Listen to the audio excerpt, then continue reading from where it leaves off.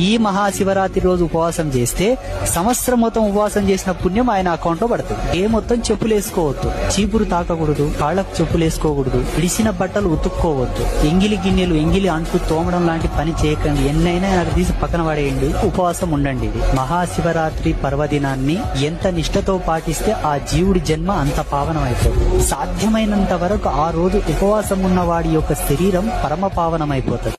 ఈ మహాశివరాత్రి రోజు ఉపవాసం చేస్తే సంవత్సరం మొత్తం ఉపవాసం చేసిన పుణ్యం ఆయన అకౌంట్ లో పడుతుంది. ఏ మొత్తం చెప్పులు వేసుకోవద్దు, చీపురు తాకకూడదు, కాళ్ళకు చెప్పులు వేసుకోకూడదు, విడిసిన బట్టలు ఉతుక్కోవద్దు, ఎంగిలి గిన్నెలు ఎంగిలి అంట్లు తోమడం లాంటి పని చేయకండి. ఎన్నైనా నాకు తీసి పక్కన పడేయండి, ఉపవాసం ఉండండి. ఇది మహాశివరాత్రి పర్వదినాన్ని ఎంత నిష్ఠతో పాటిస్తే ఆ జీవుడి జన్మ అంత పావనం అయిపోతుంది. సాధ్యమైనంత వరకు ఆ రోజు ఉపవాసం ఉన్న వాడి యొక్క శరీరం పరమ పావనం అయిపోతుంది.